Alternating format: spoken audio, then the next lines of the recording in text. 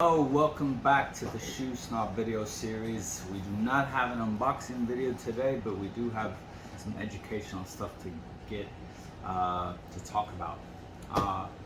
I do have a shoe to show, and it's yet again another Crockett & Jones, but we're not going to unbox it for the sake of looking at the shoe, but rather for the sake of looking at the leather. The subject at hand is a subject that in my years of professional shoe shine, I had to come across many times in my years of selling shoes, of reading other people's feedback on shoes, of shoe care, the shoe care world in general. Countless times I've come across an issue where people ruin their own shoes and then blame the leather or blame the maker, when in reality they only have themselves to blame. Now, I know that because I've done it. I've ruined shoes. I've seriously ruined shoes, brand new shoes in fact. Other people's shoes, which was what made it so scary. And ultimately, it was my fault. It was my fault because I didn't know what I was doing at the time. I did something without thinking, and I had to recuperate the error that I just made. But I couldn't blame the manufacturer. I couldn't blame the leather because ultimately I didn't buy the shoes. I was shining shoes for somebody else. And ultimately I didn't realize what I was doing by putting the product on a leather that didn't belong. So you don't know how many times I've seen people ruin their brand new shoes because they simply don't know what they're doing and they get bad online advice. So I now need to correct that because too many small shoemakers are suffering for clients who ruin their own shoes and then try to complain to the shoemakers if it's the shoemaker's fault. Now, sure, this has happened to me, and I'm sure this has happened to many other makers because I know a lot of them and I know a lot of the owners of brands. I know what they deal with. But ultimately, making shoe care errors is our own fault and problem. Always the way it's going to be, always the way it has been, always the way it will be. So here's to hoping that some of you might learn a thing or two on what not to do and to realize not everything you hear online is correct. Even sometimes I may not say the correct thing, but at least in this, I have first-hand real-world experience. So, the subject is about putting conditioner on your brand new shoes. Let me just tell you, this is a myth, flaw, error. This is not something you need to do for many reasons. In reality, because if you're buying good shoes, the leather is of good quality, and the makers treat the leather as a part of the production process. They condition the leather, they shine the leather. You need to. You can't work with dry leather. It will break during the mounting process, the lasting process. If you last dry leather, it will crack. So the leather goes through already shoe care in order to make the shoe. And the final stage of that is polishing and making the shoe look presentable. So in reality, there's really no reason one needs to condition a brand new shoe that's already been cared for, that comes out of the box, ready to go, so to speak, ready to wear. That's why it's called ready to wear, not ready to polish. You don't buy ready to polish shoes, you buy ready to wear shoes.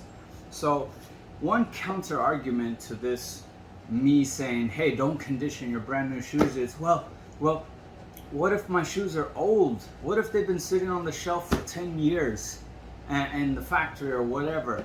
First and foremost, I mean, I can't imagine a business that has had a pair of shoes for 10 years that haven't sold. If they have, I don't even know how they're still in business, because the own stock that's sat there for that amount of time is insane. Turnover is usually frequent.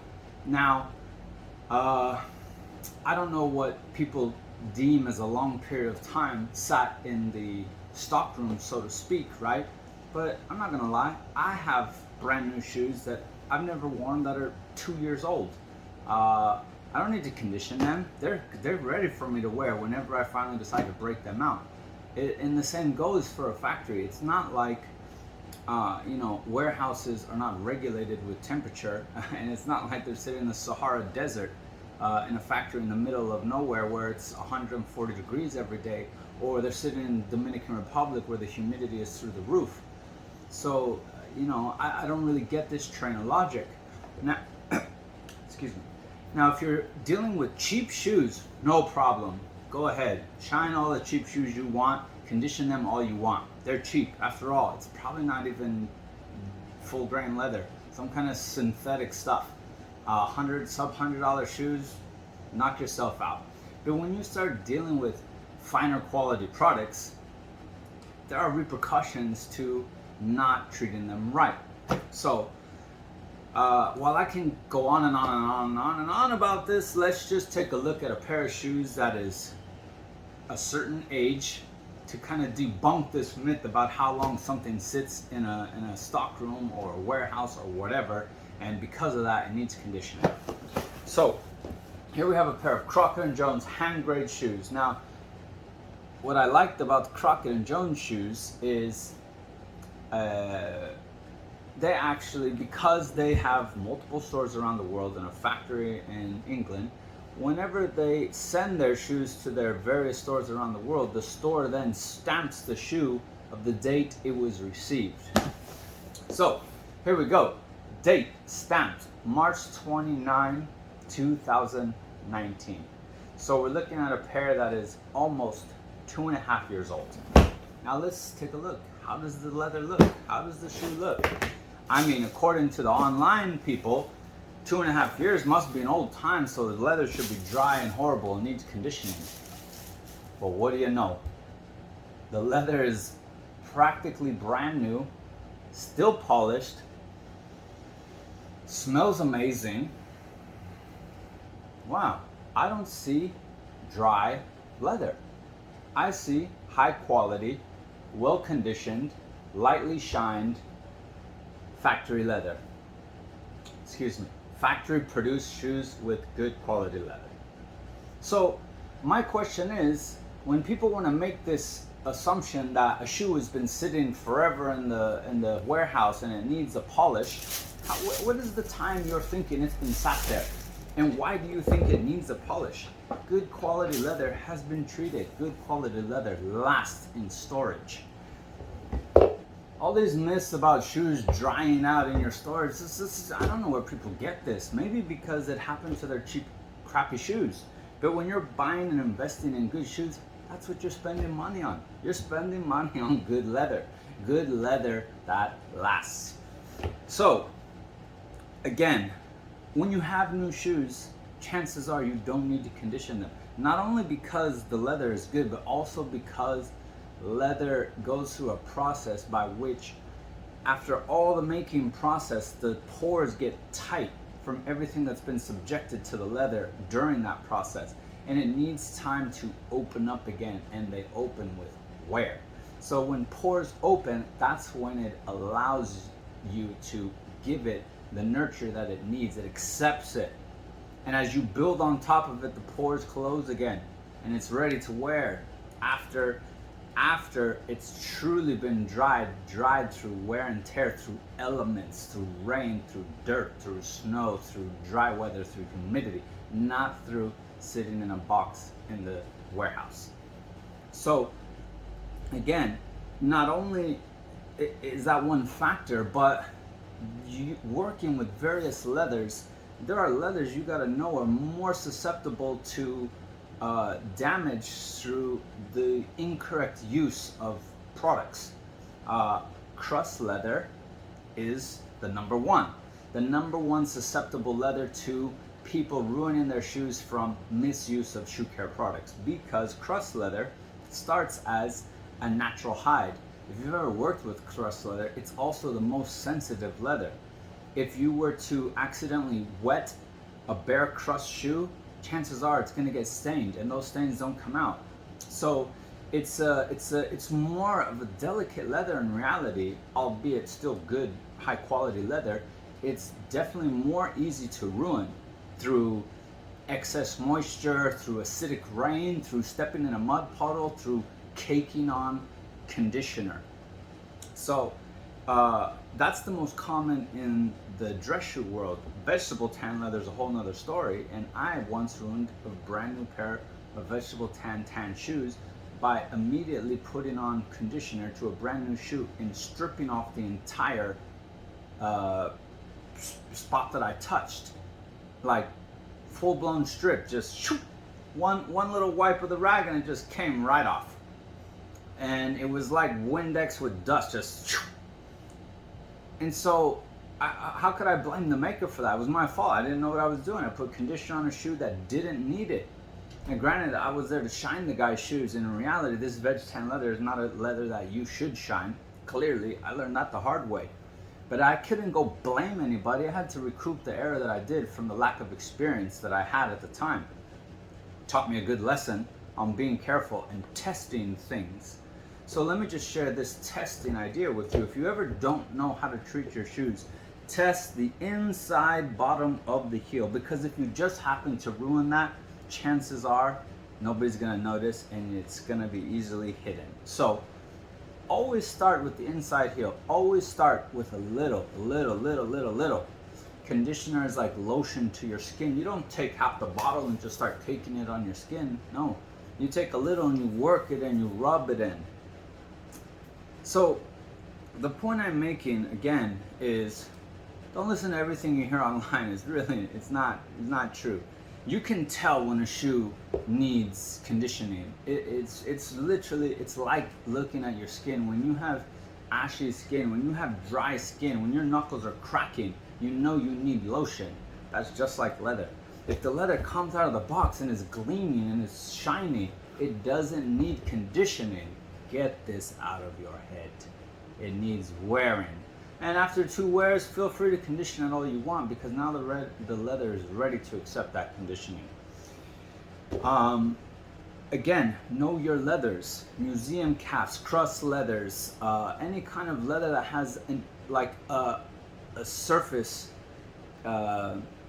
color on top, of the actual leather, dyed after the fact. Or in the case of museum, it is dyed in the drum, but it's a different type of tanning where you have multiple variations of darkness and lightness, and it's really an artificial kind of surface on top. That dye is not the same as a black box cap. A black box cap you can go to town on if you want. You can condition that all you want. Granted, it's still not great to over condition your shoes, but it's not going to take it's not going to take the finish off the black box cap. Most box caps are dyed to it's a far deeper penetration of the dye, whereas the crust leather isn't dyed at all. It's left natural for dyeing after the fact. When you dye after the fact, it will never be as strong as a drum dyed box cap. Just the way it goes. So know your leathers. Know which leather is okay to condition, and know which leather you need to be more careful when you condition. But at the same time, when buying shoes from a good shoe store, a good brand, you never need to condition them out of the box.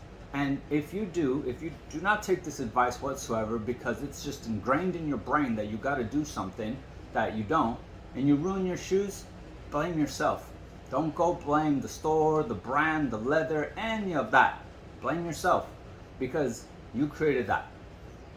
Only people can damage their own shoes. It's amazing what people try to blame on others from their own actions. Like, the greatest story I ever read was a guy scuffing the inside of his heels on his $1,500 shoes and thought it was like a miracle they were getting scuffed.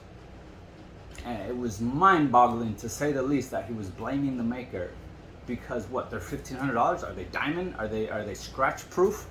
If you're kicking the chair that you're sitting in on your heels, which we all do unconsciously, should the leather punch the metal in the face and say, hey, you can't scratch me, I'm scratch proof, give me a break? So let's get real.